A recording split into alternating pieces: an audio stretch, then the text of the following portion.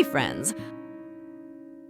ಮಂಜಿನ ಪರ್ವತಗಳಿಂದ ಆವೃತವಾದ ರಾಜ್ಯದಲ್ಲಿ ಕಾವೇರಿ ಎಂಬ ಯುವತಿ ವಾಸಿಸುತ್ತಿದ್ದ ಒಂದು ಸಣ್ಣ ಹಳ್ಳಿಯಿತ್ತು. ಕಾವೇರಿ ಅವರು ಚಿತ್ರಕಲೆಯಲ್ಲಿ ಅಸಾಧಾರಣ ಪ್ರತಿಭೆಗೆ ಹೆಸರುವಾಸಿಯಾಗಿದ್ದರು ಮತ್ತು ಅವರ ಕಲಾಕೃತಿಗಳನ್ನು ಹಳ್ಳಿಯ ಎಲ್ಲರೂ ಮೆಚ್ಚಿದರು. ಆದಾಗ್ಯೂ ಅವಳು ತನ್ನ ಉಗ್ರ ಸ್ವಾತಂತ್ರ್ಯ ಮತ್ತು ಸಾಂಪ್ರದಾಯಿಕ ಮಾರ್ಗಗಳನ್ನು ಅನುಸರಿಸಲು ಇಷ್ಟವಿಲ್ಲದಿದ್ದಕ್ಕಾಗಿ ಹೆಸರುವಾಸಿಯಾಗಿದ್ದಳು. ಒಂದು ದಿನ ಕಾವೇರಿಯ ಗ್ರಾಮವು ಭೀಕರ ಬರಗಾಲಕ್ಕೆ ತುತ್ತಾಯಿತು. ಸಹಾಯಕ್ಕಾಗಿ ಹತಾಶರಾದ ಗ್ರಾಮಸ್ಥರು ಕಾವೇರಿ ಅವರ ಪ್ರತಿಭೆಯನ್ನು ಬಳಸಿ ಪರಿಹಾರವನ್ನು ಕಂಡುಕೊಳ್ಳುವಂತೆ ಬೇಡಿಕೊಂಡರು. ತನ್ನ ಜನರಿಗೆ ಸಹಾಯ ಮಾಡಲು ನಿರ್ಧರಿಸಿದ ಕಾವೇರಿ ನಿಗೂಢ ಮತ್ತು ಪುರಾತನ ಕೋಟೆಯನ್ನು ಮರೆಮಾಡಿದ ಪರ್ವತಗಳ ಹೃದಯಭಾಗಕ್ಕೆ ಪ್ರವೇಶಿಸಿದಳು. ಕೋಟೆಯನ್ನು ಮೃಗವು ಆಳಿತು. ಮಾಜಿ ರಾಜಕುಮಾರನು ಅಸೂಯೆ ಪಟ್ಟ ಮಾಂತ್ರಿಕನಿಂದ ಬಹಳ ಹಿಂದೆಯೇ ಶಾಪಗ್ರಸ್ತನಾಗಿದ್ದನು. ಮೃಗವು ಕೇವಲ ಭಯಂಕರವಾಗಿತ್ತು, ಆದರೆ ಬರವನ್ನು ಕೊನೆಗೊಳಿಸುವ ರಹಸ್ಯವನ್ನು ಹಿಡಿದಿಟ್ಟುಕೊಳ್ಳುವ ಮಾಂತ್ರಿಕ ಉದ್ಯಾನವನ್ನು ಹೊಂದಿತ್ತು.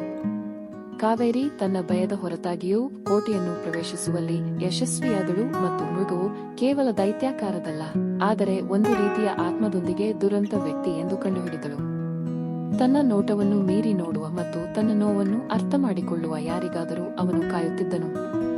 ಪ್ರತಿಯಾಗಿ ಏನನ್ನಾದರೂ ಬೇಡುವ ಬದಲು ಕಾವೇರಿ ಕೋಟೆಯ ಗೋಡೆಗಳ ಮೇಲೆ ಮ್ಯೂರಲ್ ಅನ್ನು ಚಿತ್ರಿಸಲು ಮುಂದಾದಳು. ಸೌಂದರ್ಯ ಮತ್ತು ಕಲೆಗೆ ಗುಣಪಡಿಸುವ ಮತ್ತು ಭರವಸೆಯನ್ನು ತರುವ ಶಕ್ತಿಯಿದೆ ಎಂದು ಅವಳು ನಂಬಿದ್ದಳು. ಅವಳು ಚಿತ್ರಿಸಿದಾಗ ಮೃಗವು ಅವಳ ಸಹಾನುಭೂತಿ ಮತ್ತು ಶೌರ್ಯದಿಂದ ಚಲಿಸಿತು. ಒಂದು ದಿನ ಕಾವೇರಿ ತನ್ನ ಭಿತ್ತಿಚಿತ್ರವನ್ನು ಮುಗಿಸುತ್ತಿದ್ದಂತೆ ಬರವು ಕೊನೆಗೊಳ್ಳಲು ಪ್ರಾರಂಭಿಸಿತು ಮತ್ತು ಭೂಮಿಗೆ ನವಚೈತನ್ಯವಾಯಿತು. ಕಾವೇರಿ ನಿಸ್ವಾರ್ಥತೆ ಮತ್ತು ಅವನ ಕತ್ತಲೆಯಾದ ಕೋಟೆಗೆ ಅವಳು ತಂದ ಸೌಂದರ್ಯದಿಂದ ಸ್ಪರ್ಶಿಸಿದ ಮೃಗವು ಅಂತಿಮವಾಗಿ ಅವನ ಶಾಪದಿಂದ ಮುಕ್ತವಾಯಿತು. ಅವರು ಮತ್ತೆ ರಾಜಕುಮಾರನಾಗಿ ರೂಪಾಂತರಗೊಂಡರು, ಆದರೆ ವಿನಮ್ರರಾಗಿ ಉಳಿಯಲು ಮತ್ತು ಇತರರಿಗೆ ಸಹಾಯ ಮಾಡಲು ಸಮರ್ಪಿಸಿಕೊಂಡರು. ಕಾವೇರಿ ಮತ್ತು ರಾಜಕುಮಾರ ಒಟ್ಟಿಗೆ ಕೆಲಸ ಮಾಡುವುದನ್ನು ಮುಂದುವರೆಸಿದರು. ರಾಜ್ಯಕ್ಕೆ ಸಮೃದ್ಧಿ ಮತ್ತು ಸೌಂದರ್ಯವನ್ನು ತರಲು ತಮ್ಮ ಪ್ರತಿಭೆಯನ್ನು ಬಳಸಿದರು.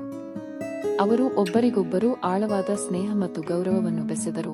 ನಿಜವಾದ ಸೌಂದರ್ಯವು ಕಾಣಿಸಿಕೊಳ್ಳುವಲ್ಲಿ ಅಲ್ಲ, ಆದರೆ ಒಬ್ಬರು ತೋರಿಸುವ ದಯೆ ಮತ್ತು ಧೈರ್ಯದಲ್ಲಿದೆ ಎಂದು ಸಾಬೀತುಪಡಿಸಿದರು. Thank you for watching, friends.